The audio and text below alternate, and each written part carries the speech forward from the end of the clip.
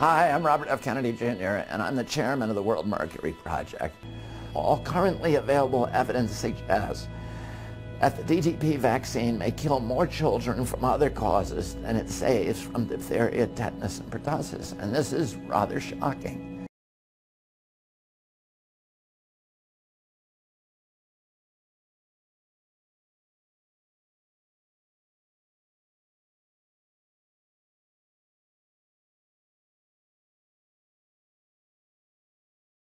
The interesting thing and the frightening thing about this study is that this was data that was 30 years old. Nobody noticed that this vaccine had been killing 10 times the amount of kids. And the relevant question for us that this study begs, is there a surveillance system in this country that would send off an alarm if the same thing was happening here from our current vaccine program? And the answer I'm about to show you is no. The FDA is the agency that is in charge of the initial step of licensing the vaccine. And here's what FDA says that it does. It says vaccines undergo rigorous and extensive testing to determine their safety. Is that true? Let's see. Vaccines are characterized by FDA not as drugs, but as biologics. And that gives FDA the capacity to fast track them without all of that rigorous and bothersome testing. Here's some more examples. These are the HIV vaccines. And here are the safety review periods. This got the longest one. The Sanofi Pasteur version got 30 days. The others got 4 days and 3 days respectively. But look what they were tested against, not a placebo. This one was tested against 6 vaccines at the same time. That's not going to tell you anything about the safety of this vaccine prior to licensing, which means that the only thing that we're left with to determine whether vaccines are safe or not are post-licensing surveillance studies. And what I'm going to show you is that the post-licensing surveillance is next to worthless.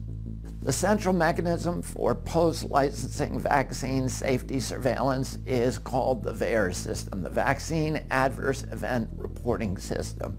VAERS last year alone said that 59,117 Americans were injured by vaccines, and that doesn't tell the whole story. According to HHS, this number represents fewer than 1% of adverse events which are reported. What would it look like if we were actually capturing all vaccine injuries? According to HHS's own calculations, it would be close to 6 million Americans injured by vaccines every year. Once FDA licensed the vaccine, then it goes over to the CDC, and CDC needs to decide whether or not to add that vaccine to the schedule. This committee has really the frightening power to create a liability-free captive market of 74 million American children with guaranteed payment to the manufacturers. This committee has the power to create billions of dollars in profit for the pharmaceutical industry. Of all the committees in the country, of all the committees in the world, this is the one committee that should be absolutely free of financial conflicts of interest with the pharmaceutical industry. And yet the opposite is true. In 2009, the HHS Inspector General conducted a new investigation, and here's what they found. CDC had a systematic lack of oversight. There was no changes. 97% of committee members' conflict disclosures had omissions. 58% had at least one unidentified potential conflict. The scientists who work for FDA and the CDC can receive royalties of $150,000 a year on vaccines that they develop. So this is the last agency that ought to be regulating vaccines. And yet we are trusting this agency with the health of our children.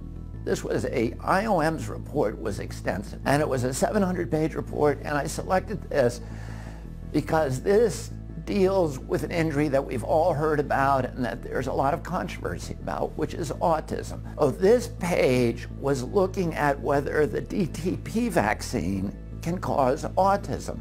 And what they found at the end of that is that the evidence is inadequate to accept or reject a causal relationship between DTP and autism. But what they're saying here is that they couldn't find any study of the relationship between DTP and autism. But in fact, they acknowledge in the first paragraph, they did find that there was one study out there, but that study found that DTP does cause autism. But IOM decided to reject that study because it provided data from a passive surveillance system and lacked an unvaccinated comparison population. Well, that system that it relied on was the VAERS system. It's HHS's own system. And what IOM is saying here is HHS is so slovenly and reckless at gathering data on vaccine safety that we cannot use the one system that they have because it's so unreliable. So what does CDC do with this information? Did it come clean with the American public? Does it say to the American public, we need to do our job, we need to go out and commission these studies and find out whether there are any associations between the DTaP vaccine and autism? No. This is what they do. This is CDC's website. Vaccines do not cause autism. And what does it cite? A 2011 Institute of Medicine study. This study. CDC is counting on the fact that nobody is going to go out and read the 700-page report that it's citing there and find out that that's not what the report says at all. This is a lie.